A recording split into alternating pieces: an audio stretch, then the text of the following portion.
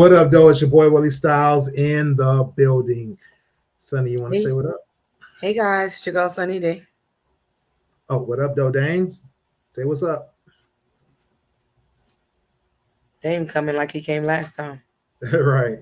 Like he there, but he ain't there. I guess he's not there. Looks like Heim's joining in. What up, though, Heim? Yo, gang, what's up? What Hey, up, hi. though? What up, though? So, Got a yep, welcome parenting to tonight's situation out show. there. We got a great Want show to lined celebrate. up for y'all tonight. I'm going to be talking about some relationship stuff and getting y'all opinions on it and giving our opinions on it. So, looking forward to that tonight. We're going to get right into it because got some folks trying to get up out of here, so we don't want to hold them up. But yep, I got to go to sleep. Damn it, that's what that is, y'all. yeah, right. Just quickly, how did y'all Thanksgiving go? Did y'all do anything special? Did y'all spend time with family? Yeah, I had fun. I had family over. We all cooked. Had karaoke. It was fun. Oh, that's what's I up. We did actually, we did karaoke too. well, we did karaoke with the podcast Link Live show. That was our last event. Was karaoke night. Oh, that's what's Had to up. be there. Okay. You hit the podcast Link Philly page on Instagram, and you can see some of those clips. Thanksgiving, I did a catering job Thanksgiving morning for Hmm. the union for my job. They do like the turkey bowl every Thanksgiving. They said, you know, anybody need a couple of breakfast sandwiches and a couple of Gatorades? I damn sure do. So I was up all damn night, Wednesday night going into Thursday morning, because I had to be out there at like 6 something, 7. Oh, So okay. yeah, Oh wow. That's been what's a up. busy couple days for me. You know, Oh full yeah, time for hustler. sure. And oh yeah, the CH5s will be landing tomorrow. They will be on the page at Custom Hustle World. The CH5s are here. Oh, nice. All right, looking forward to Okay. that. All I'm not right. a Just in sneaker time for person, but if sunny. you make some Nike some slides, I'm here for it. Oh no, we girl, we got two versions of the flip flops now. Uh, Oh just really? in time for Sunny to gift wrap those things in case you purchase those. You know what I'm saying? There we go. There we go. I got a question. Love the Yeah. plugs. Can you hear me now? Yep, we can Yes, hear Yes. you sir. now. Yeah, I don't know what's wrong with my tablet. It's not showing me. I can see myself on my end on the screen, but y'all couldn't see or hear me. I don't know what's going on. But Yeah. anyway, I had a question for Hank. Yes, sir. I need some new shoes. I need them in Honolulu blue and silver, if you don't mind. It's not a problem, brother. Would you like the Uh, CH2s, threes, fours, or fives? Because I know my man Dame already has a pair of those CH1s locked and loaded. Always. mhm. That's what's up. But yep. So yeah, let's get to it. We got great topic lined up for you all. We're going to be talking about should we date for love or lifestyle, and plus I got a little update on another topic that's been floating around recently. Want to get y'all opinions on that. But to get started with this one, this came to me uh, recently. I guess there was a discussion with a couple of women that have been out in the media, between movies and TV shows and things like that, and they gave their opinions on how they date, and Lisa Ray, she had put out there that she was dating and looking for someone that could basically keep up with how she moved in terms of vacationing and being able to have freedom, and being able to keep up with a more um, a financially established lifestyle like the one she has. And Kiki Palmer, on the other hand, said that she acknowledges the fact that men that she may want to date may not be able to do all the things that she does, may not have the financial stability that she has. She's like, hey, I've been a millionaire since I was 12 years old, so I don't expect the same thing from a man. But she just was looking for companionship and just a good person that she could share her life with. And so she's looking more for love versus lifestyle. So um, it definitely brought up a lot of comments out there on both sides, on both particular topics.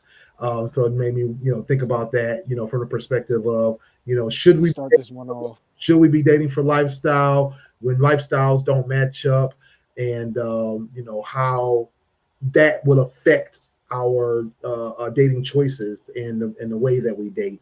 And so I just want to get everybody's opinions on that. Let's go ahead and start with you, Sonny. What do you think about that contrast between dating for love versus dating for lifestyle? What do you think is the benefit or the detriment to either or?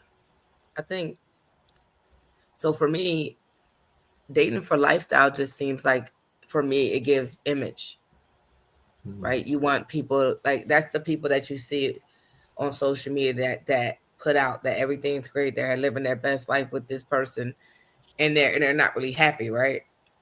And there's no real love. It's just that you can do what I can do, so we can match energies, but we are not necessarily equally yoked, right? Mm-hmm. So while I think everybody would love to date someone who is on the same level as them, like where they are financially and stuff like that, but like realistically, to Kiki Palmer's point, it might not work out that way. Um, um, I know, I'm speaking for me personally. I have yet to meet someone that is, I don't want to say lifestyle. I'm talking about like, far as I'm not, when I say life, when I'm talking about lifestyle, for me, it's talking about like Security. it gives money vibes, right? I'm not dating someone to match the same income that I have. If I do date someone with the income that I have, that's great, right? If hopefully that he is of like mine as far as priorities and stuff like that. I'm beyond the lifestyle. I mean, I guess that is part of a lifestyle, making sure that we can financially complement each other as far as where we are with our priorities and things like that. Because you can live a lifestyle and then not be financially together. You just keeping up with the Joneses, trying to make it happen, right? I would more want someone that has priorities, and we love each other, right? So we love that we want to we love each other so much that we want to protect each other in this space that we're living comfortably, not beyond our means, like right in that cusp of where we're comfortable.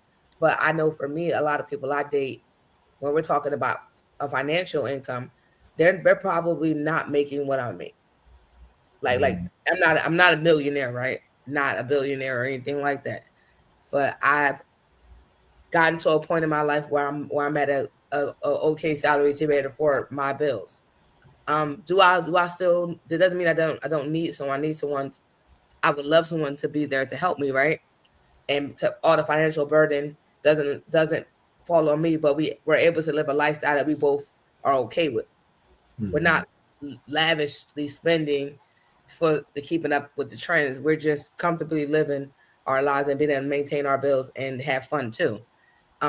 So for me, love will always outweigh a lifestyle, because if we're equally yoked in love, our lifestyle is going to be amazing. It doesn't have to be what people consider to have a lifestyle, or these things, being able to do these things financially. It's just living and being comfortable and safe and secure in where we are, knowing that this person isn't going to mess up the bag, and now we're stuck and we're diminished. Because you can do all that spending and living a lifestyle, taking trips and doing all like that, and then what happens if one of you, what happens if the person that you wanted this lifestyle with can't have that lifestyle anymore because they're unable to, for whatever reason?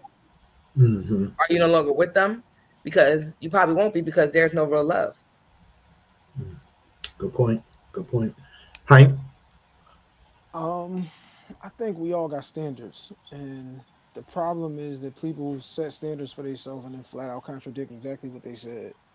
If you say I want a God fearing woman, then you shouldn't be in the bar cracking on chicks, because these two things wouldn't, not necessarily that they won't correlate, but if you were looking for somebody who's at church every Sunday or who's at Juma every Friday, like you're looking for a person with a religious base in a situation, and they're more than likely not going to be in the bar on a Wednesday, like getting the 2-for-1 wing situation. You could find it, but it's rare. So we always set standards of like, yeah, I want somebody that can take me on all of these trips. Then you shouldn't be talking to this regular dude who you know is working this 9 to 5, who ain't gonna be able to just drop the dime at the drop of a dime, take you to Aruba. Like, this is the kind of guy who is like, all right, in 6 months we're gonna go for our anniversary type situation. You shouldn't be talking to him.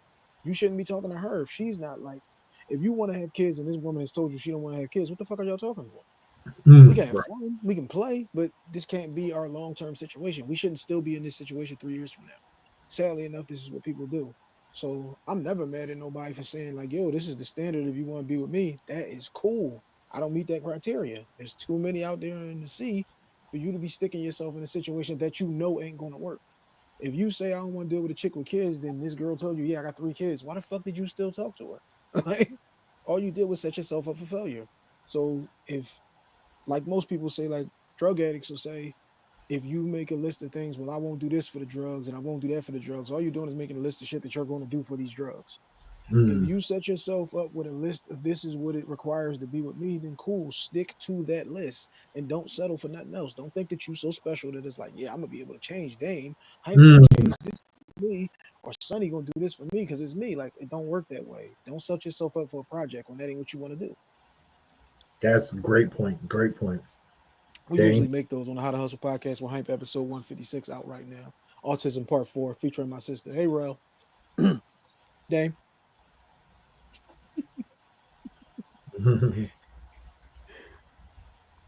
Oh, I can't hear you, Dame. Oh, man. He's having those Wi-Fi issues. Lions keep winning. They keep fucking up Dame Wi-Fi over there. Hello? There you go. Oh, there you go. I think no, that wasn't him. I told you he got the cricket. You go in first, Willie, and then we'll try to see if we can. Right, we try to get Dame in a minute. Yeah, yeah, we can't hear you. We can't hear you, bro. It died at charger. So I mean, I think I kind of share the same thoughts that Hank just kind of put out there in terms of, you know, you definitely don't want to settle for less than what you're looking for or less than what you expect from somebody. The one thing I did appreciate about Lisa Ray's, you know, comments on it, she was saying how, you know, she likes to go on these long vacations. She likes to be able to just on a you know, whim and a dime, just be like, oh, you know what, I feel like being, you know, out of the country for a month. I feel like going shopping on Rodeo, you know, on a quick shopping spree. I want to go do this, that, and the third, and not have to worry about, you know, where's my next check coming from. I believe the example she gave was like, she doesn't want to be with a man that's got to spend his entire paycheck just to take her on a date, you know. And you know, I can appreciate dating for love, and I can appreciate, you know, having that connection with somebody, but I think you can have both. You know, you can have your requirements, and you can have your, you know, your the love or the companionship that you want without having to sacrifice something or change the way that you're living just because this person either can't keep up or they can't, you know, come through with the, you know, with the same or similar aspects in life.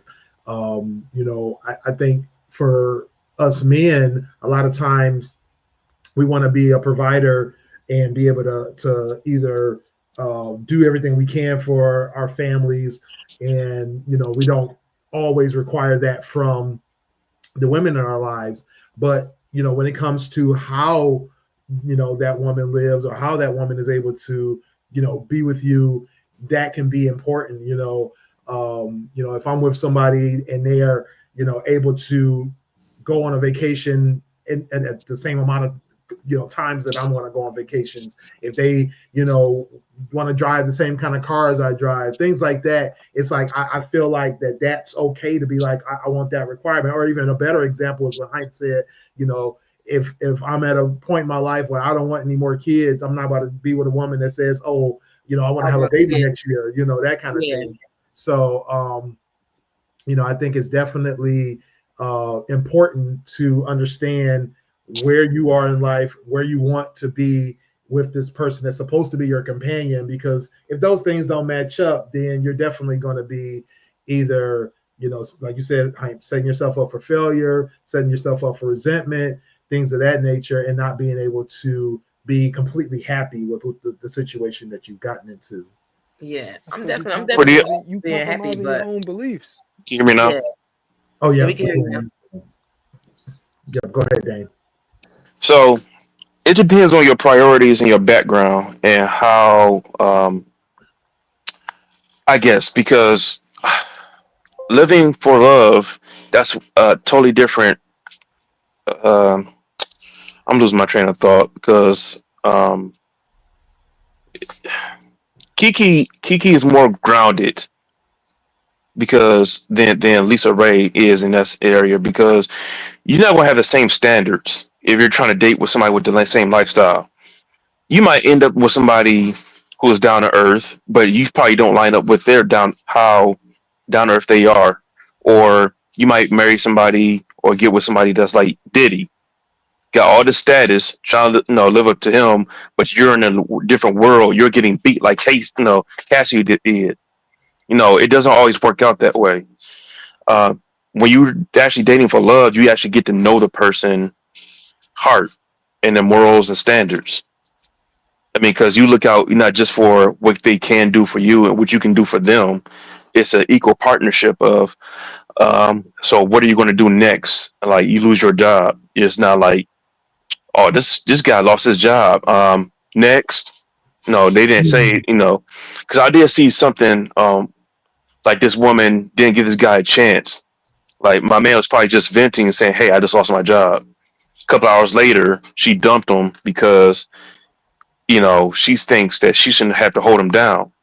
Like you didn't give him a chance to go out and look for another job. He's just venting toward and telling you his business. Like, hey, I'm not calling you for money, but I'm just letting you know what's going on in my life. That's what partnership does. You open up emotionally, physically, mentally, spiritually to the person that you're supposed to be with. You're not your wallet. Like, oh, it's time for the next party. Oh, he can't go because he's on a budget because he just lost his job. No, you just stay with that person because you don't know what's coming next. Something greater can be coming next, but you just lost a good one because you're too selfish. Gotcha. Yeah, I'm all for having standards, right? You have this ideal of what you want, what you don't want. Because like for me, I don't want anyone that's out in the streets just on the corner, right? That's fast money. It looks a very a lot of people, a lot of females get excited off that because guess what? He can take you on the trip. He can do whatever he wants for months at a time or take you away for a period of time without no problem because he doesn't have a job. Like he just has this fast money situation. And if that's what you like, cool, right? Whatever. And like not saying that Lisa Ray likes this, but I'm at the end of the day, where she is in life is she's a single woman who doesn't have any small children to take care of. She can very much well decide. I mean, she's made enough money, I'm sure, to do whatever it is she wants to do on the whim that she wants to do it. So I get the fact that if you can do that for yourself, why take it down for another person, right? Totally understand that. And that's not, I think a lot of people adopt that mentality that are nowhere near Lisa Ray's tax bracket. Mm-hmm. And that's where the problem, and that's where the problem becomes because I feel like people get caught up in the ideal of a lifestyle. Sense of self. And then a false sense of self. Yeah, and they caught up in this lifestyle, and then you end up like once it's all taken away, you have no idea where to go from there, right? Mm-hmm. Because you haven't prepared for that. Like you kept like it's almost like I equate that to drug dealers out here selling this money to get to this ideal in their head of where they're going to be to where they don't need to do it, right? Mm-hmm. But they don't plan far enough to know that, because you're out here slaying a rock and everything else you're doing, you're not in, you don't have the mind stem or the mind thought to put money aside in case you get locked up. So now you locked up, you ain't got no bail money, you got to call your family, like who probably didn't want you out there selling drugs anyway, and now you want them to dig in their pockets and help you. But like you was getting this money, living this lifestyle, spending this money, buying cars, getting rentals, doing all this stuff. But when push come to shove, and you either can't do that lifestyle because you got in so much trouble, you don't know what to do. A 9-to-5 won't suit you. A regular job won't suit you because you don't know how to function that lifestyle. So I feel like, while I understand some people can afford that lifestyle and do whatever it is they want and make those standards for themselves, but a lot of people got champagne wishes and caviar dreams. They got beer money. And they ain't got a place to stay. And they ain't got and they ain't got a place to stay. Living with other people that's living this lifestyle that they want people to, and that's the problem I have when like and maybe I'm taking the lifestyle thing too seriously, but I know people in real life that live that lifestyle but ain't got a place to call their own. That's yeah, I definitely want to get to that part of it. How you doing, Shayla? Appreciate you commenting. That Shayla said, don't got for themselves. See, to me, it's like it's shallow. I mean, because I haven't been on the other side of that tax bracket. So to me, it's kind of shallow. And I forgot, Sonny took my comment. It'll come back to me. It's if you can afford that lifestyle, kudos to you. I wish I could. But I said from the rip, when you set them standards of I need to go on a trip every month or at a month at a time, I want to go this, that, or whatever, that's cool. You need to establish that in the beginning and you need to stick to that. You need to be in circles where that's happening. But a lot of people complain about stuff like that. It's like there's no substance behind just living that vacation lifestyle every time you get a chance to, because to me that's more of a gold diggerish or just not realistic for people like us. But because cool. and don't complain. Setting the standards of being a gold digger. That's what you want to be. But you can't complain. Like to Willie's point, it's a lot of guys that will date females they can take care of and that they can give that lifestyle to.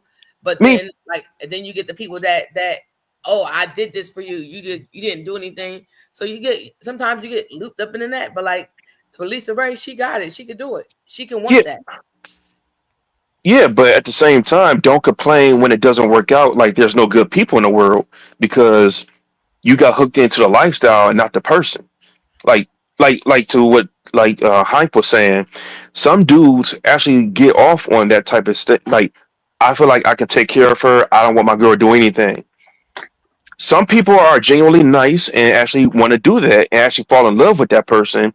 And the person that's being taken care of can actually genuinely love that person, not for what they're doing, just because they actually love that person.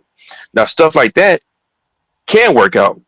But for the people who are looking for that lifestyle and lifestyle only, that person, if something happens to that person, it becomes problematic because at one point in my life, I was able to do this when I moved out of my first time moving out of home, making good money, had my own car, out of state, living the best life.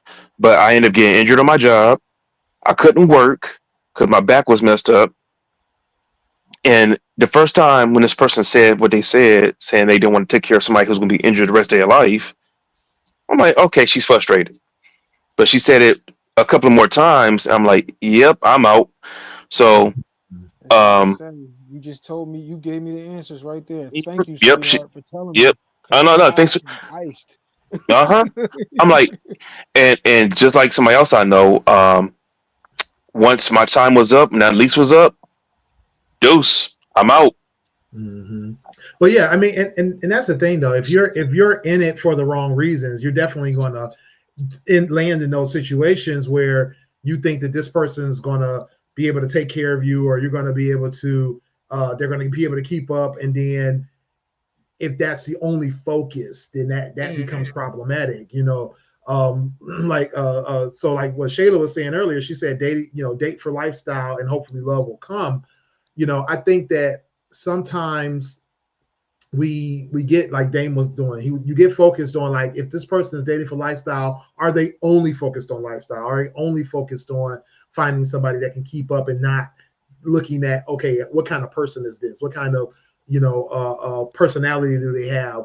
Are they a good partner? Are they able to willing to understand me, or willing to understand where I'm coming from?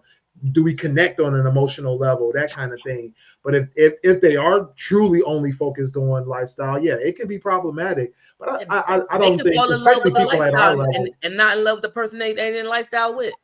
Just saying. But people at our level, I think sometimes are more often than not going to be able to find a balance, unless they are in a gold digger status, or unless they are in a controlling status, and because that's my thing. I think that a lot of times, and even at this level or below, where people are like, oh, I make more money than like the guy will be like, I make more money than this woman, and so I'm going to take care of her, but now she owes me that. She owes me that companionship. She owes me these things without me doing the rest of the work, without being emotionally available to her, without being a good partner to her.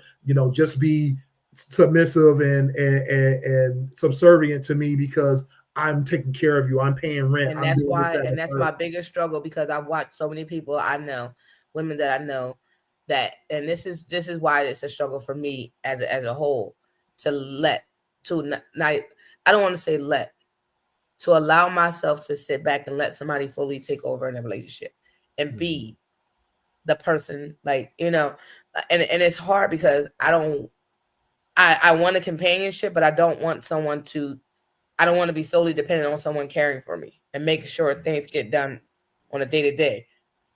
And it's bad because I meet guys that do want to take care of me. And it's like, for me to let go of control of letting someone do is very hard, because I watch people be controlled by that. I did this to you. I showed you that you will be nothing without me if I didn't do this. Like, I did this. And that's the mantra that I've heard for years, whether it was friends, family members, or like, situations. And it's like, for me, that's a scary thought, to be solely dependent on someone, because they can take everything from you. I know people that can't function if, like, they're not happy in their relationships, but they won't leave because they don't know how to do anything, because they haven't done anything in God knows how many years. It's like, I this is unhealthy for me, but I'd rather stay because I don't know how to do anything without him. That's a big compromise on your end, though, because you have a lot to lose from your standpoint, because you have your own stuff set up. I'm not going to put your business out there unless you do it yourself, because you got your son and you're doing your own thing. But that's a big compromise on your end, because if you let this person take care of you, you have that's a big ask after how many years you've been by yourself, or your majority of your adult life. But that's what any relationship I was in. I like any relationship in prior to my son and everything. It was just like one of those things where it's almost like, and it's funny because I had a shirt that says, I don't need a man, but I want one. Right. Right. And a lot of people, and I wore that shirt proudly. And then deep down inside, I really did need a man. Like, I feel like I know I do, right? But it was a term not needing, in the sense of, I don't need you to take care of me because I've been doing this. And now I've been doing this for so long that, yes, I would love to help. I would love to take the load off of bills and all the other stuff. And for you to be the man, if I find, like, when I find one that can do all that, like, cool, I can sit back and chill, right? But it's a struggle for me, because it's like, I realistically cannot see, and I say this, and I know it's probably the most saddest thing you could ever say, I really can't see myself solely dependent on somebody to financially take care of me. I've been homeless. I've been without. I've had to figure it out from scratch. So because I depended on people, right? Right. And that wasn't people that were in a relationship with. These were people that were that loved me, that were family members, that, like, left me without any other option, right? But to be in a shelter and start from scratch. So, like, in my mind, I would never allow that to happen. And that's just with anyone. Like, I'm never going to allow myself to be in a situation where I solely depend on a person to maintain a place where I stay and my livelihood, for me to just lose it under no control of my own and be homeless. It's never, like, for me, I would never let that happen. And that's I feel you. I mean, it's and that's the thing, is that when you experience that or you go through that can definitely leave a bad taste in your mouth, or even just seeing it happen to somebody else, and recognizing the signs. I think a friend of mine once had a situation come up where she just recognized the signs. The guy came into her life, he was promising all these big things. He was like, look, you can drive these cars I got, you can live in these great homes I have, all these things.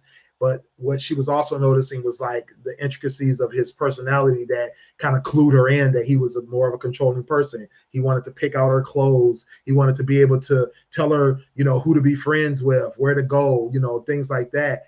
And so she was recognizing these signs of control. It made her immediately pull back and be like, you know what? No, I don't need that. I don't mind.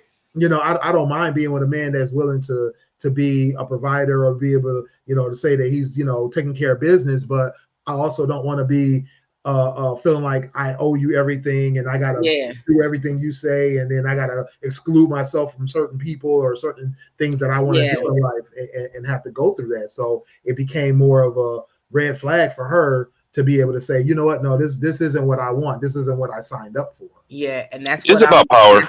That's what I've seen. Like that to me. And I equate somebody fully being financially responsible for me is equated me to physical, mental, and verbal abuse. Period. Like anybody that I know that was in that situation where somebody solely was the person that took care of them, it was that. Yeah. It's about power. Oh, sorry. Go ahead. Yeah, and for me, I would never allow that for me because, like that, I'm not because I know it happened. I watched it happen, and it's like, yeah, I'm good. I'd rather like if that meant me being single for the rest of my life, I was okay with that because I was never gonna let that happen. So, yeah, go ahead, Dame. I'm gonna ask the next question next. No, I was gonna say it's about power, and some people don't know how to be a partner. They just want to lead. They just want that ego trip. Like some people just have to say, "I make this happen." Not a partnership. If you know where you're coming from, know your background and what you want in life, it's easier to hook up with somebody and get with somebody who have the same morals as you. Like me and Jasmine, we are a partnership. I'm her head, but I'm not here to tell her what to do at all times. It's like somebody told me a long time ago, it's like marriage is like a car. I'm the driver. She can advise me to do stuff, and as long as she advises me and helps me navigate our marriage, and I just take the lead in that aspect, it should be fine. But you only have one driver. So I took that, and like Jasmine helps me navigate our marriage, our partnership, our business. This is our business. We got little minions around here. We got little employees here. They unproductive at most times in their life, but no, this is our life. Right. No, I feel you. So my next question is, because when I was seeing some of the comments out there about this, there was definitely like a difference in opinions across different age groups, different cultures or nationalities, things like that. So I began to wonder, like, is that dating for lifestyle and financial status, is that a generational thing or is it a cultural thing? And or is it just something that, you feel that people can believe across the board? I mean, and I think sometimes the love part does come into it, but going back to the financial and the lifestyle aspect of that, do you think dating for that do you think that's a cultural or a generational thing?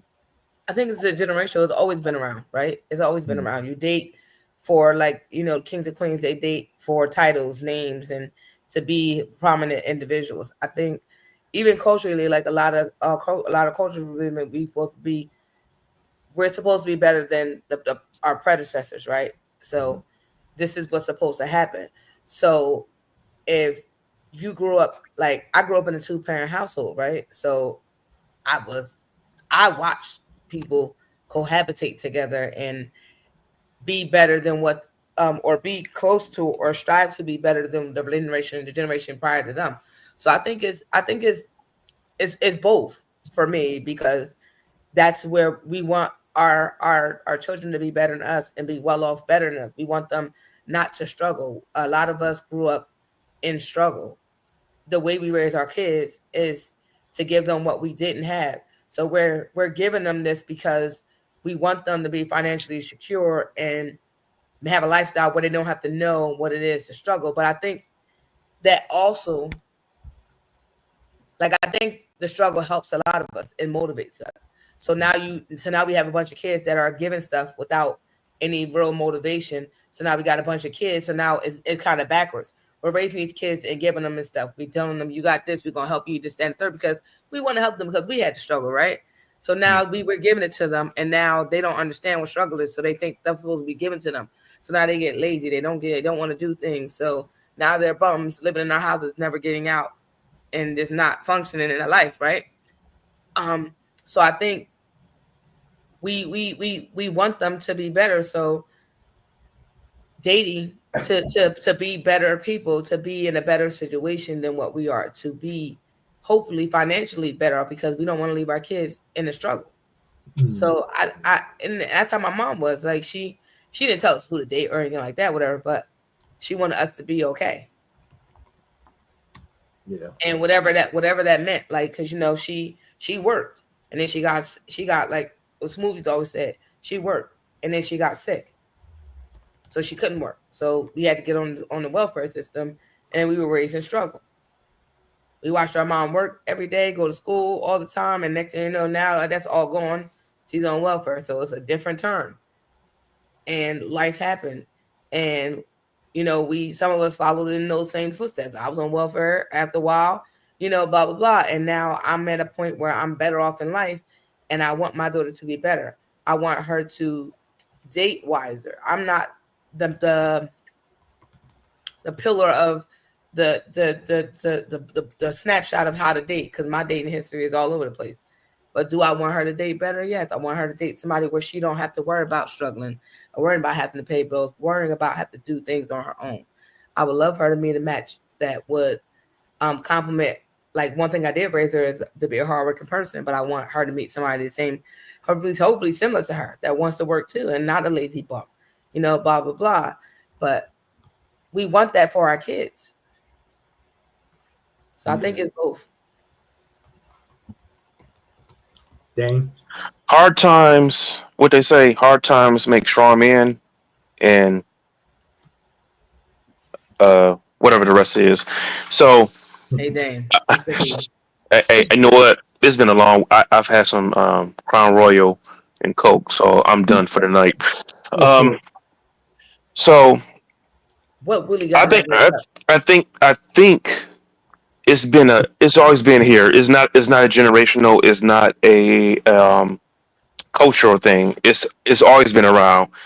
It's been men and women giving away in marriage and arranged marriages for status. Yeah. Some statuses have been the poorest family in some countries and cultures.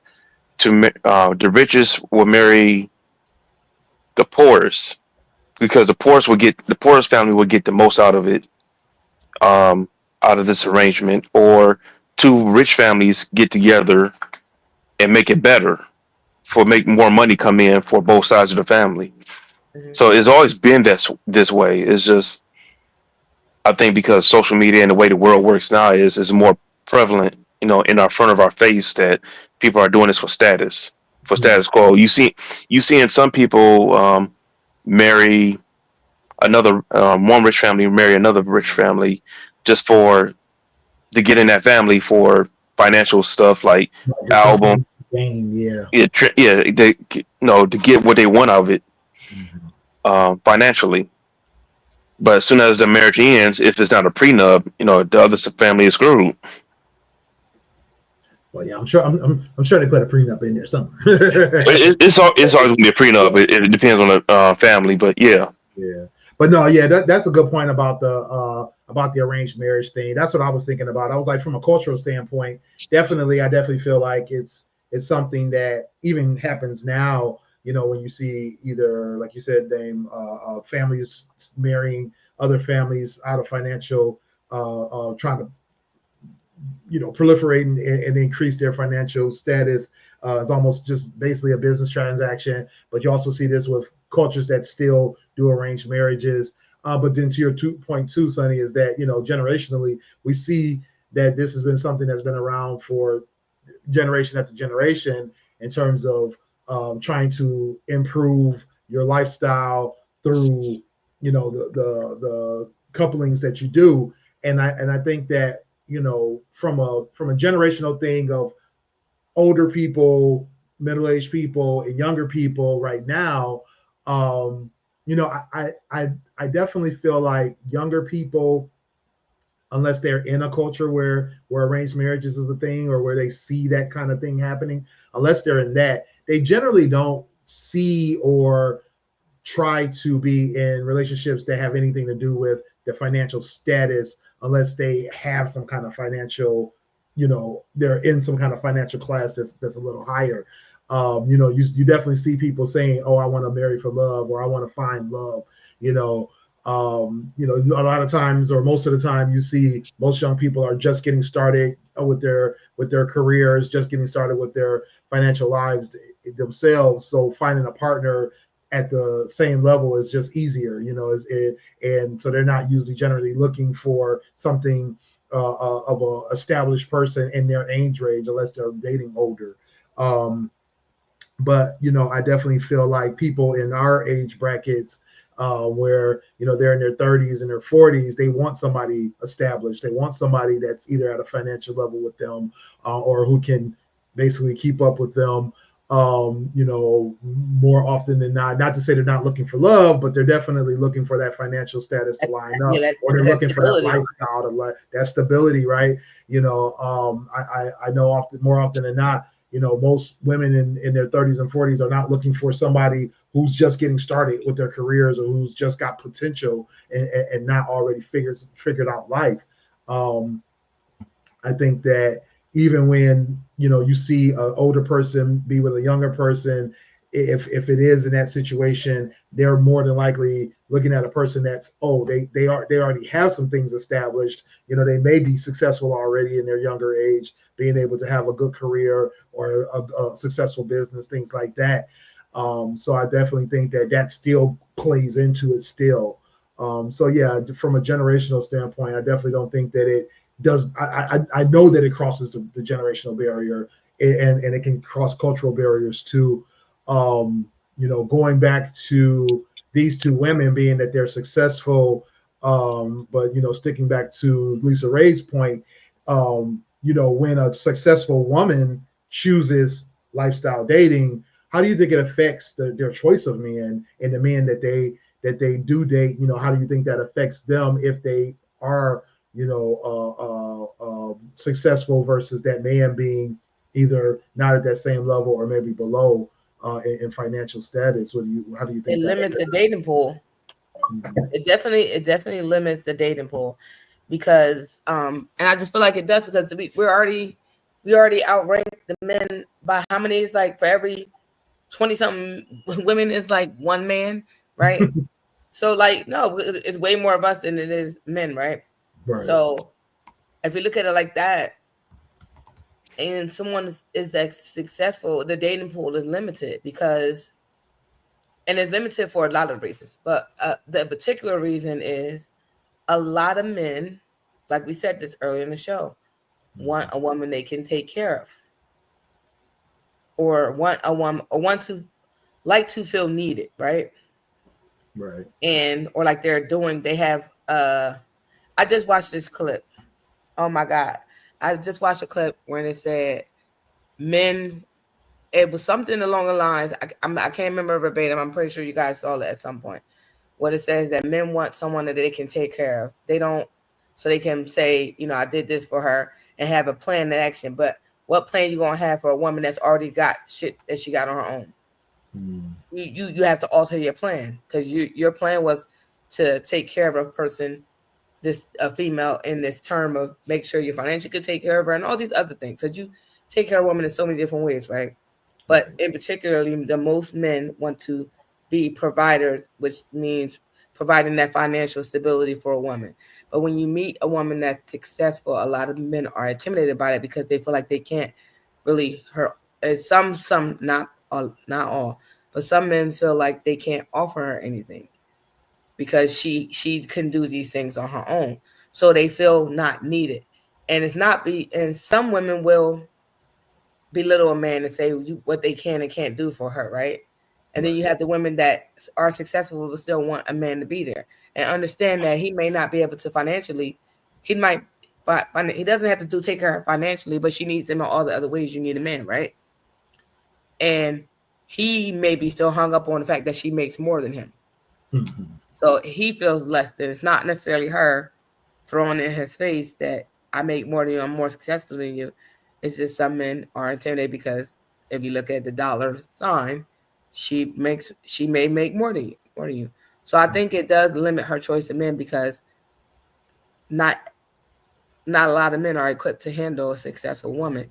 And then on top of that, sometimes you can also get successful women that don't know how to handle a good man, right? Oh, right. So it's a lot. So that limits the dating pool because you can be a successful woman, but don't mean you wife material. That doesn't even mean you're dating material. You can have other flaws. You can have this God complex that you don't need a man, and you treat him like you don't need him, like he's just a throwaway item that can be thrown away anytime you can get somebody better that will put up with whatever shit you got going on because you make more, right? Right. It's some men that like the men take care of. You might be able to find one of them. I don't know, but it does limit the dating pool, the dating options, what you will have to, what you may have to accept, or if you're lucky, you find somebody that's just like you and okay with everything, match equally yoked, y'all good. Mm-hmm. But it does narrow that dating pool down, I think. Dang. I was just thinking, to Lisa Ray's point, it's kind of hard for somebody like her in a spotlight to actually find somebody who genuinely wants to be with her and not just because of her status and her money. Right. Because any celebrity, male or female, in that type of realm, who's very famous, who wants to have love, but let's face it, you can't, if you're a celebrity like that on that status, it's kind of hard to tell if this person actually is interested in you because of you and not your money and your status. Mm-hmm. Now, CEOs and CFOs and any other title that you have, you're not well known. It's kind of easier to hide. And it's easier to find out if this person wants you for you. And even then, you still have to protect her. They still have to protect themselves. Mm-hmm. I'm not on that level. I'm not a millionaire. I'm a thousandaire. So I'm just trying to look at it from this standpoint to see where they're coming from. It's easier, it's easier for us to say from our standpoint, the stuff, the problems they go through. But I'm trying to be more open to see, trying to see it from her standpoint, right, to see her lifestyle. Like she wants to go out and do things on a whim because she has a financial capability to doing so. So why not spend time with somebody who you can care about, not love, care about, and have the same interests, and maybe not be a psycho and do things with somebody who you can stand. Yeah, I feel you there. Yeah, I mean, I agree with you both about the limited dating and being in a position to be dateable or be in a relationship. And I definitely feel like the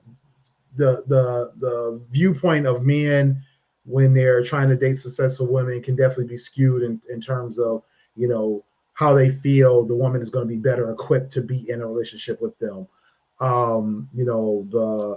The old adage of a man taking care of a woman, is so prevalent still to this day that it's like, you feel like you should be more successful than that woman is. So it ends up being one of those things where, if a woman is successful, she's out there trying to date.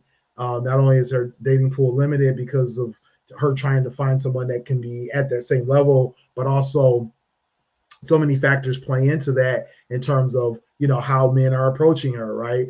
And if she's, in that, it's like Sonny was saying, in that situation where she's feels like she has maybe a God complex or just has a a higher, feels like she has to be at a higher standard, it can turn certain men off. But I definitely think that the effect that it has too is that some men feel like they want that woman to be available or to be able to focus in on that relationship. And a lot of times, and this can happen with successful men, as well, is that a person that's successful in their career, successful in their business, their focus is more often than not on that career or that business, right? So their ability to, give attention to a partner, give attention to dating or being in a relationship can definitely be thrown off by that, where they'll, spend so much time working or spend so much time building that business or building that career that they may ignore or neglect that relationship and or neglect their ability, or their opportunities for dating. But also, I think from a successful woman versus a man standpoint, is that the men that are, dead set on like, I want to be the one taking care of you, or I want to be the one being able to do these things, it makes them feel like that's not an opportunity they can have with a woman that's successful. Now, can they get to know the woman first, see how she feels about it? Yeah, they can do that. But I think that sometimes it's hard for some men to see through that part of it and say, you know what, I'll give her more time to show me that she's capable of doing this, versus immediately saying, you know what, stereotypically or on average, this is just not going to work out because she's going to be so focused on her career that I don't even want to, waste my time, waiting to see if this is going to be a viable situation or relationship with this woman if she's focused in on her career. I mean, I've been, in situations where I've seen successful women able to date, able to, do their thing and be successful at the same time. But those men gave them a chance, right? Those men gave them the opportunity to show that. But, they definitely still faced a lot of closed doors, or a lot of men walking away from that going, oh, you know what, you seem too caught up in this, or you seem too caught up in that, to be able to give them the opportunity to say, okay, you know what, now that I see something good in you, I'll shift and make that change for this relationship, so they missed out on that, seeing that these successful women are able to do just that. Jasmine jumped in and said, what up though, Jasmine? She says, what about when you're in a relationship? Make your goals known from the beginning, and you are currently or already have reached their goals, and your partner seems to be comfortable remaining stagnant. I think that's a hard one to be in. It's a hard place to be in, because it's like, are they stagnant or are they stuck?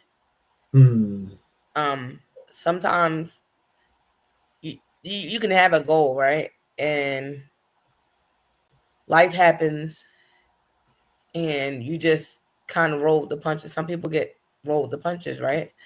But sometimes you do have people that do, and they roll the punches and they get stuck. And then you get the people that are stagnant. They get comfortable in where they are, and they don't want to move forward because of the comfortability. And it could be for a number of reasons. Comfortability could be because they were unstable, not necessarily unstable in the sense of like as a person, but they were unstable with their life, and now they have some sense of normalcy and stability. So they want to keep it there before they go move on to the next slot, right? And that's a hard place to be, because I've been there a couple times. I've been stagnant, and knowing what I intended on doing, and I get stagnant on things. Procrastinate as well too. But I think that's just, they just might need a little encouragement or a little more motivation. I don't want to say ultimatums, because ultimatums they never work out. I feel like ultimatums are just set yourself up for failure. When you give somebody an ultimatum to do something, it's just like, I'm a Taurus, I'm stubborn, you can't tell me what to do. I'm just not going to do it now. Not that you brought to my attention, I'm not going to do it. And it's just the stubbornness in me. I don't. Maybe this person's not necessarily stubborn. Maybe they just need a push, but a push in a way that they might not realize it's a push, right? Right. Sometimes you gotta coach people in shit that don't make it seem like it's their ideal. I don't know. Well, I mean, and that's the thing. Some women know how to do that. You know, they know how to coach their man into moving forward, and vice versa. Some men know how to do it, where it's like, you know, like I see you like to do this. You know, maybe turn that into a business, or maybe what you're doing at work isn't for you, and maybe you can get some additional training, or maybe you can ask for a leadership position, become a supervisor, whatever it is, whatever you feel their idea. Yeah, sometimes it's good to make it seem like it's their idea. Or what I've found that works, I don't want to say people are stagnant. I just feel like, I feel like I'm a guy in this situation, right? Not necessarily in my situation. I'm talking about just in life, in certain situations. I feel like I'm a guy. I'm one of them people that if you complain about something long enough to me, I'm going to ask you, like, do you like complaining? Right. That's all you're doing. Like, I don't, there's a way out of that, right? Like, I have friends that say, oh, I don't like this, I don't like that. So why are you doing it? Like, if you don't like a job, right? If you don't like a job and you go there every day and you complain, I hate this job, I hate this job, I hate this job. You can apply to other jobs. Or are you comfortable with just complaining about this job? Like, right. Because I personally don't want to keep hearing about you don't like in this job, particularly if you're not going to leave the job. Like, I don't know what, because I'm sick of hearing you complain. You're not doing anything about it. Like, are you okay with just the complaining, or are you planning on doing something? And I feel like sometimes you gotta let people fall flat or ask, because like you can offer it, right? Hey, babe, I can help you, or hey, whatever, I can help you, and see what they do. And I've had that happen. People complain about something, and I'm like, all right, well, I can help you. I'll offer my help, and whatever you want. So anytime you complain to me, I'm like, do you want my help, or you still want to complain? Right. So that's where we're at. I don't want to hear it. Different people at different levels in their life, depends on how old you are stuck in their ways. Like what Sonny is saying, some people just like they get a certain way for so long, it's hard to do anything else. It's like wearing old leather. That's the way they are. They just like to some people like being depressed. Some people like, without knowing, they like to being depressed or complaining, that complaining spirit. Some people like to see the negative side of things. Some people can't see the bright side of things. Some people can't do anything but see the dark side without seeing the light. They just going to fail, or this just idea is just going to fail because the system is rigged against us. There's always some type of excuse. So it's not. Sometimes you just got to watch them fail, like Sonny said. Yeah. I mean, I definitely agree that a lot of times people get stagnant because they're comfortable, right? I know I've definitely been in a situation like you said, Sonny. It's easy to see in the past where you've been in a situation where you're like, oh, you know what, this is going great. Why change it?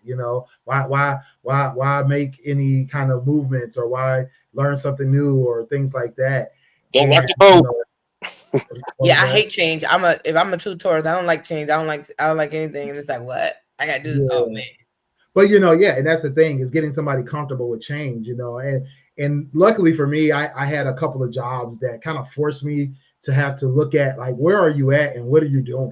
Where are you going? Or if you're not going anywhere, that's not a good thing. I had this one job where they were like, hey, this is all great that you're in this position, but you need to be looking for your next position in the next 2 to 3 years, or you need to be looking for your next assignment or your next big project, in the next 3 to 6 months, so that way you don't get bored, you don't remain stagnant, you keep your skills going, you don't end up with a stale resume, or you don't end up feeling like you're unfulfilled in the position that you're in. And at first it was like really, I gotta do that. Like, why do I gotta do that? Why do I gotta change? This is all going great. But then it also became a motivation to be like, all right, because they're like, hey, we're not gonna just let you just sit here and not do more. and it's not just for our benefit, it's for yours as well.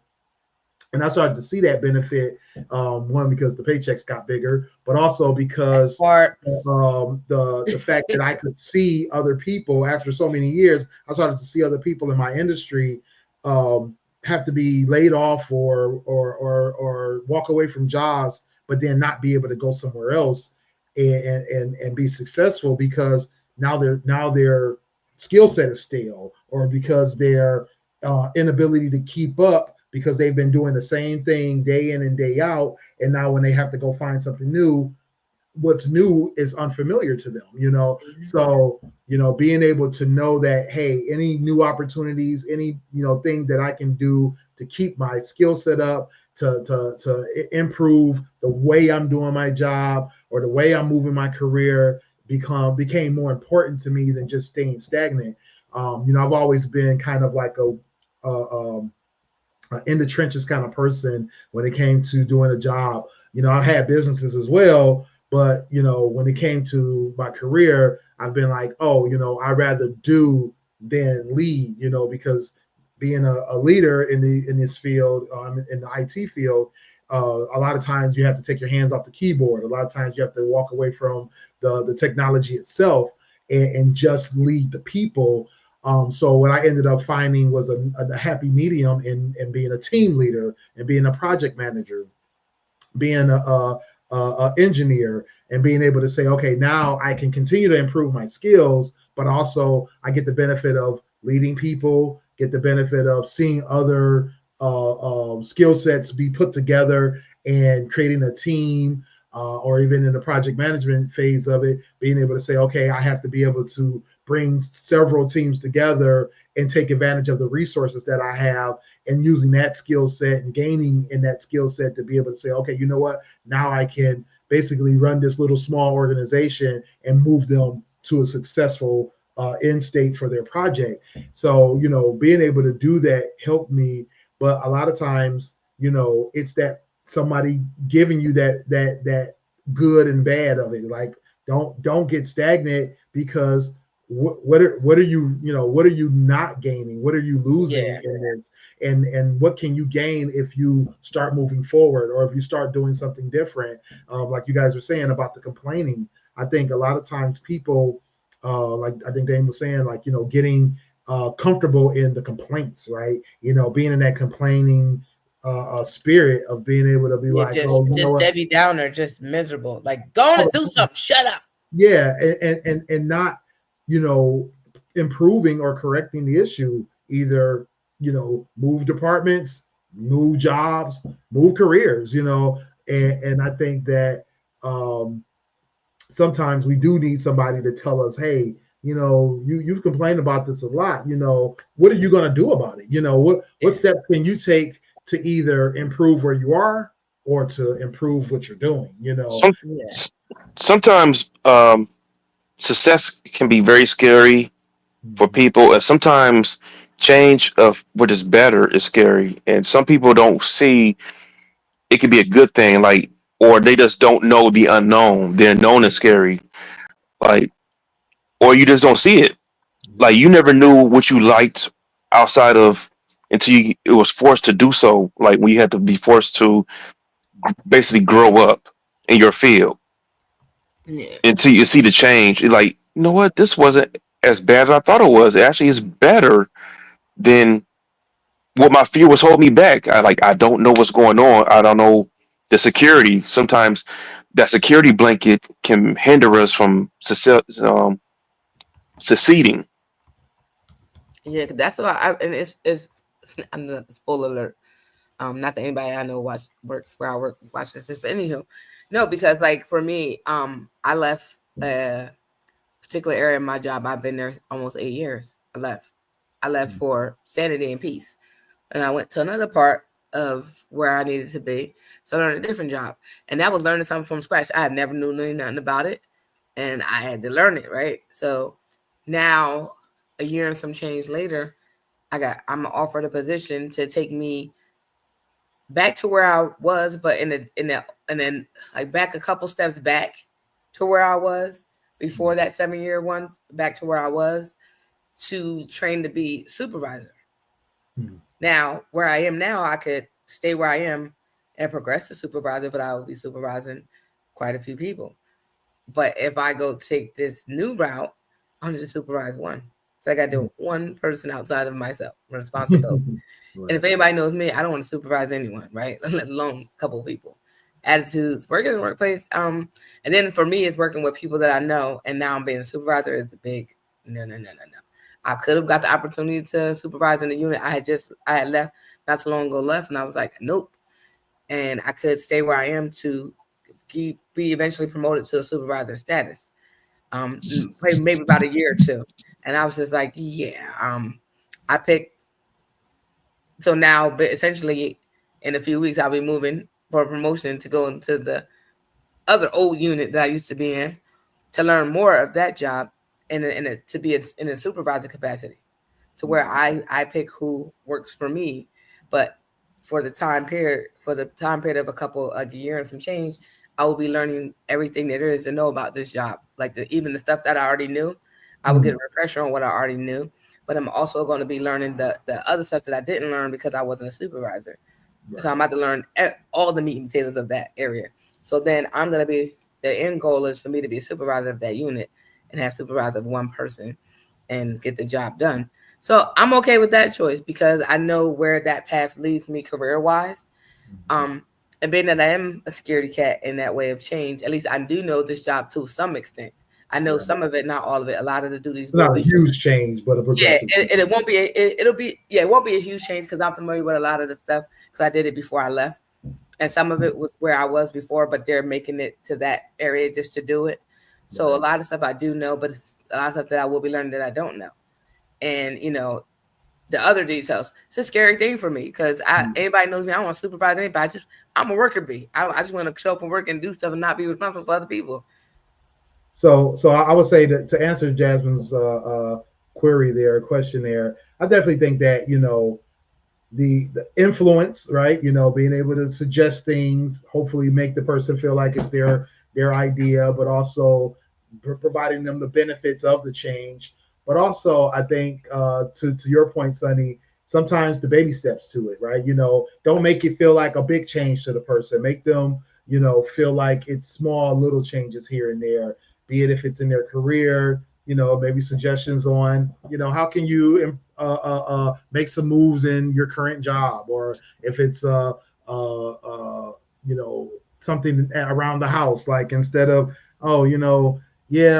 it's nice to have yellow walls, but it would be better maybe white walls, or maybe an accent wall, or if you feel like you want to vacation more, it's like, hey, maybe we could take a quick road trip an hour away instead of jumping on a plane 6 hours away.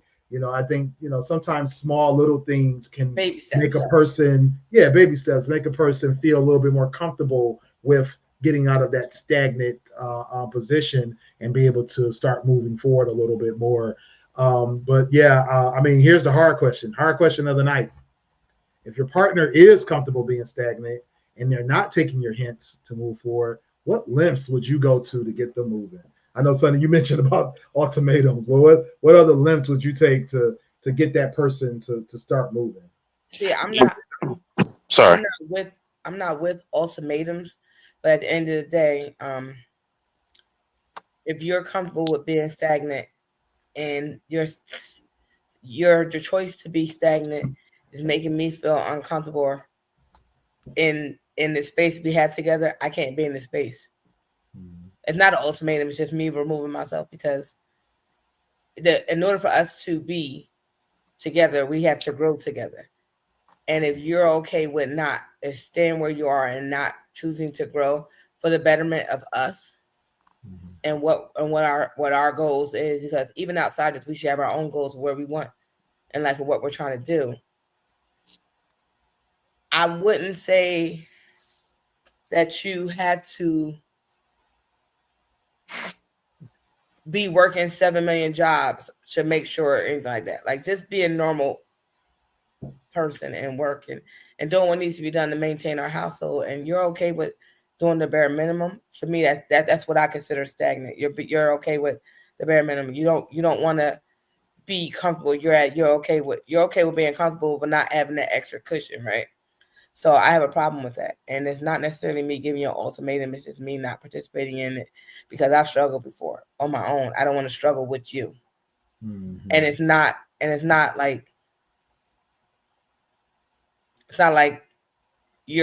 we're both pulling our end of the weight. You're not. And at this point, I'm dragging a dead weight, and I can't participate in that because, for me personally, I've been there before. I don't want to go there again. And if you're not going to make sure that we're comfortable and that I don't have to worry about that, because that's a fear of mine, or any point of where I'm just bearing all of it and you're just chilling, it's crazy to me. So I don't think we're equally yoked. I feel you, Dane. Anybody knows my wife. She doesn't pull punches. She doesn't do hints. She just tells it like it is. No filter. She's got better with tact, but she doesn't. She just tells you what she wants or what she needs or requires. Far as ultimatums, ultimatums really don't do well because it's going to put the other person on defense. And sometimes it can make them do the complete opposite just out of spite, just to prove that they got the cojones to do. Yes, we know. In the comment, don't give me an ultimatum. Yeah, just because it's not a part of a mature relationship. Ultimatums are for kids. It's either my way or the highway, or people who are narcissists. I know we threw that word around a lot the last few years. It's about to get thrown around for another 4. But that narcissist behavior, we don't. It was another point I was going to make. Sonny brought up. It was a good one too. I can't remember what it is. So, what kind of strategy do you think you would use in getting that person moving or getting them into doing what you would prefer them to do and not be sitting, like if it's like, hey, it's something around the house and you're like, look, I really need this done. Like, what do you think you would have to end up doing in order to get them moving on that? If they're not going to do it after so many times, either you just do it or you live with it not being done. That's one of the other 2 choices you have, realistically. Yeah,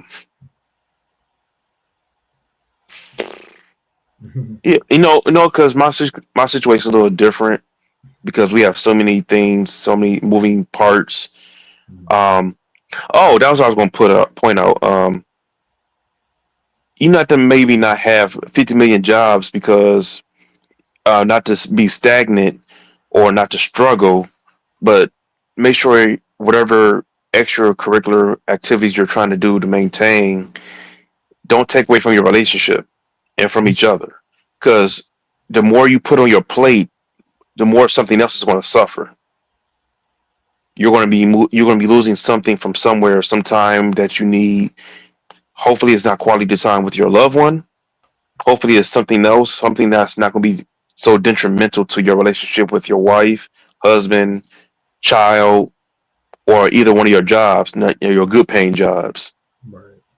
So you just took my comment there, Dane, because that's kind of what I was thinking about was like, not to say it's a threat, but it's definitely a reality, right? That I think that, when you actually 2 points you just made, when you say, oh, I want something done, either move forward in, let's say if it's something around the house, or let's say it's something like, oh, I want to travel more, do something different, that kind of thing.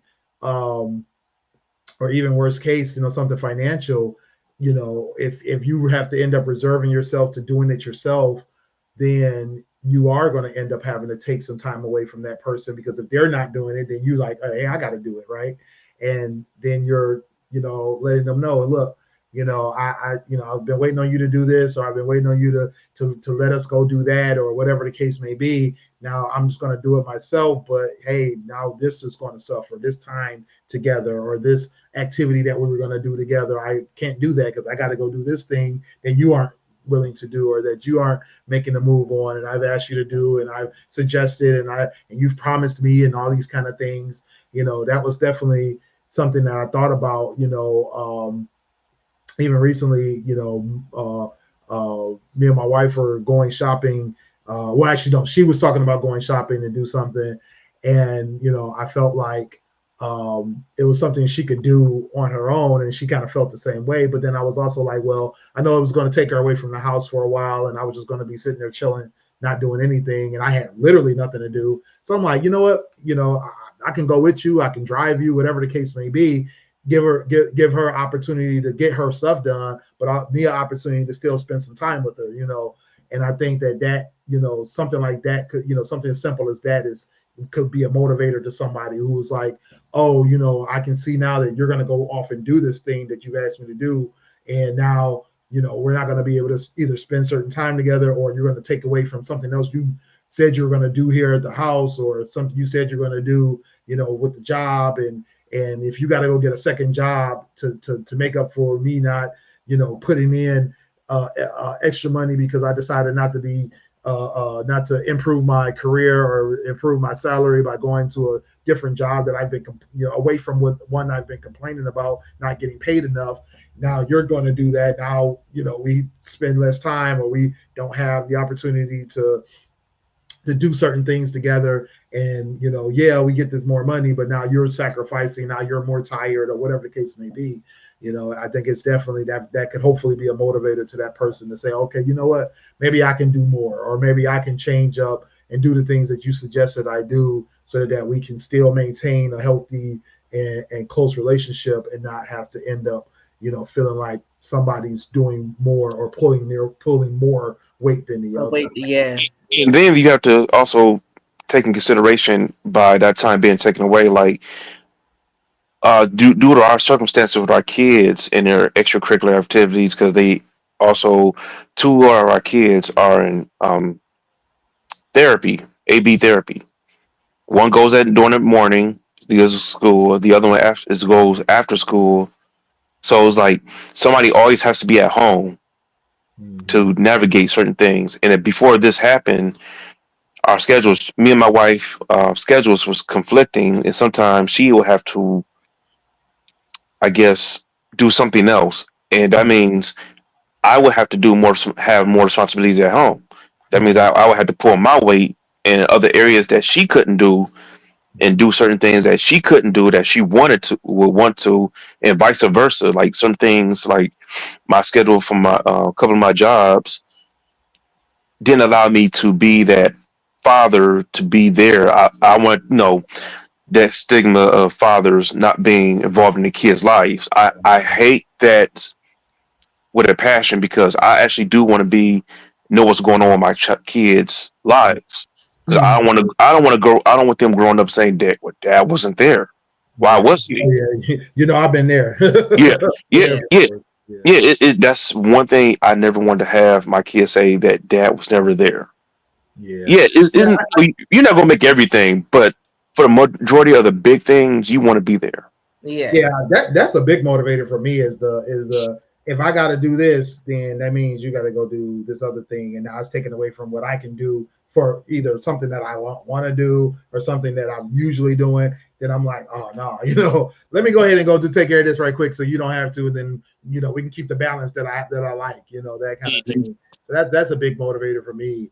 And I think that's the thing too, is understanding your partner. When you know that your partner likes certain things, or like things a certain way, if the things that they like, or the things that they want to do, are things that are not counter to what you're trying to get them to do, and you're like, hey, this is going to take away from these things you like to do, or whatever it is, or whatever their motivators are. Sometimes it's just about understanding what their motivators are, getting to know those things, and being able to basically capitalize on that in order to get them moving, maybe the best idea, the best options too.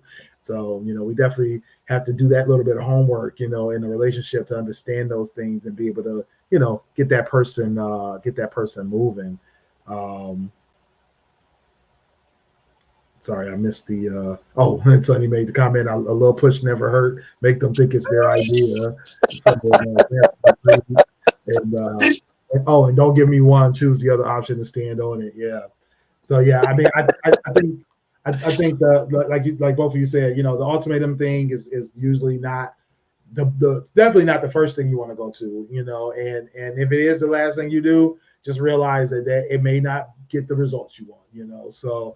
But Yeah. it's, I think sometimes the lengths that you go to depend on the person, depend on the situation. What is the thing that you need moved on, and how can you get that person to understand the importance it is to you, and hopefully you have an understanding partner that will say, hey, you know what, this is bugging my partner and it's making their life miserable, so maybe I should act on this. I definitely don't want to be that partner that doesn't understand or doesn't listen and feel the anguish in my partner's life that was like, hey, I don't want this to continue to sit or to continue not being done, and be able to why would you want to watch your partner struggle and go through all that while you just sitting there chilling? Yeah. Like how are you calling yourself a partner or a part of the team if you're just gonna watch me struggle while on this team and you're just gonna sit there and comfortably just go to your, like, just be okay with everything? Like, I don't see how that works. Right. And you have to factor in compromise too. Like, if this person is going to watch me struggle or not get something done that I want done, how big is this toward our relationship? Is this a breaker or a red flag? Is this a relationship? That's a deal breaker right there. Because certain things, like, is it something tedious? Like, you have to just ask yourself, is this something tedious that I can get over? Did anybody die? I mean, that I'm asking them to do is like, is there certain things that you have to put on the scale, like red flag? Yeah, pick your battles. Is this something tedious that I can get over, or is this something major that this joker needs to get off their butt and do this? Mm-hmm. And sometimes that's last resort ultimatum, or no ultimatum, just do it. Or this household is not going to be happy with me for the next however long I'm going to hold this grudge, Sonny. So, right. Because Sonny's queen of petty. So, I be chilling. I choose my petty moments. Yeah, I need to choose them. I don't. Yeah, but I'm just happy that I don't have to choose violence with Jasmine. That's all. Yeah, no, I'm definitely trying to be the husband that listens. So trying to do my best. Your wife scares me, Will. Just to let you know that. Scares me too. Believe me, I don't want to be on her bad side at any time. So who proposed? So at this point, who proposed to who? I'm done. I definitely wanted her in my life. So yeah, I made that happen. But so, no, it was definitely not without understanding that I better stay on my shit. You see, do this, Will. You better propose to me right now. I better like it. She knows I like her. That's my girl. That's my girl. But yeah, great show, guys. Great show. Make sure y'all catch the replay if you didn't get to listen to the whole show. Thanks everybody for watching. Make sure you check out the replays. Make sure you come back and tune in to us. We got all kinds of content, all kinds of shows. GFT Radio Show every Monday at 10 p.m.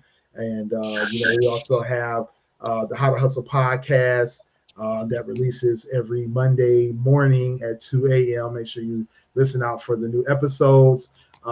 We actually just dropped a new episode this morning. It was the autism part 4 parent. Was it autism parenting? Yeah, parenting for autism, and that was at with his sister Sherelle. So make sure y'all check that out on all your audio platforms. And Sonny, I think you said you're bringing back. We're doing ours Thursdays, so now it's 9 not every Thursday. It's going to be 2 Thursdays a month at 10 p.m.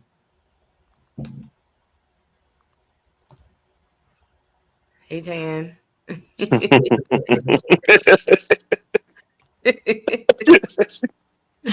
Yo, Nice. damn scared. Yeah, I am.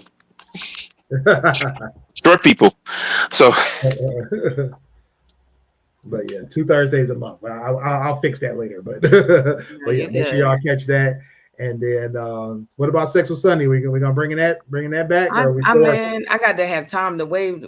I gotta get it together because me and Sex with Sunny be having moments. I be trying to get it in. Me too.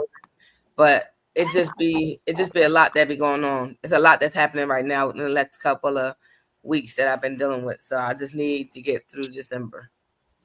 Yes. Oh, okay. No problem. Understood.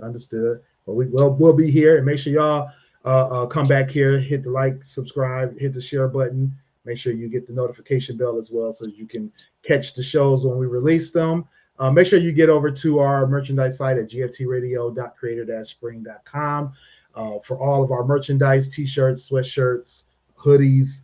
Keep warm in the sweatshirts and the hoodies. So we got plenty of those for sale over there. And you can always find us at gftradioshow.com for all of our socials, all of our links on Twitter, Instagram. Over our socials are GFT_radio on Twitter, Instagram, GFT Radio on Twitch, or GFT Radio Network on Facebook. And make sure you'll get over to the Join the Conversation group at facebook.com/groups/GFT Join the Conversation, where you can find us talking about different topics and just hanging out with all the folks over there in the group and having a good time. Listen free on demand 24/7 on all your favorite audio platforms. I gotta fix this too because some of these platforms don't exist anymore, but we're on all of the major ones. So make sure you guys go look at the major ones. We're there. Yeah, we're definitely there. So just search for GFT Radio Show or check out the How to Hustle podcast. So all of those shows are on there. And Sunny, you want to tell the folks where they can find you? It's your girl Sunny. I am Sunny_D. Instagram, Snapchat, Twitter, TikTok, and Threads. Visit my website, unreservedlyme.com. And if you go to my Facebook, you can find my website, my Facebook page, Rap Queen. It got 2 gift cards that are wrapped.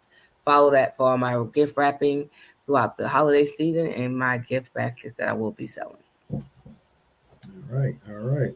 Dane? You can find me at Another Level Up on Instagram and Shinlo21 on Xbox Network. And we got a couple more seconds. I just want to do this. The next comment is not a representation of GFT Radio or the reviews. This is me, Dame, rubbing it in because this happened Saturday. We beat Ohio State. Go Blue. Sorry, I had to do it. Big brother helps you. Big brother helps you. Helped y'all out, Will. Just let y'all know. Big brother got y'all. Okay. I don't know what that means, but okay, cool. Make sure y'all interact with Hype over at I Am Hype on IG and Twitter. The How to Hustle podcast with Hype. I gotta fix this one. Got a lot of work over here to do. Premieres every Monday at 2 a.m. on all the major audio platforms. Also check out Custom Hustle World. Like you said, the CH5s are dropping. Did he say tomorrow? I think it's tomorrow. CH5s are dropping, so those sneakers will be they dropping tomorrow. And then H2H Cleaners for his cleaning company. So make sure you guys check him out there.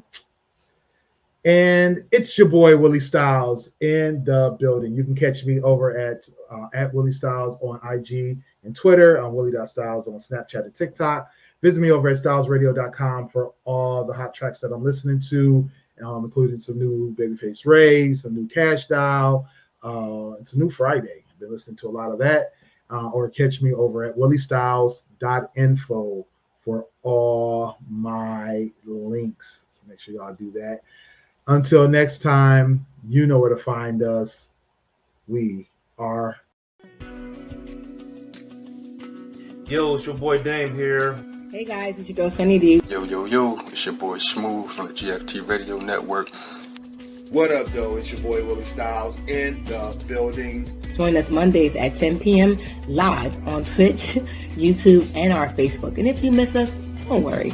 You can catch it on our website, gftradioshow.com. And if you feel like talking to us every day, join our Facebook group. At Join the Conversation, the group where you can discuss all kinds of topics. Catch me also, Fans Perspective, Dope Sports Show. Holla at your boy.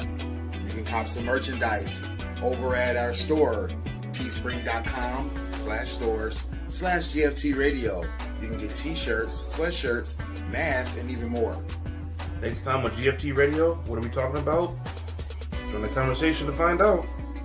Make sure you get at us on GFTradioshow.com for all of our audio and video playbacks, as well as links to all of our social media sites.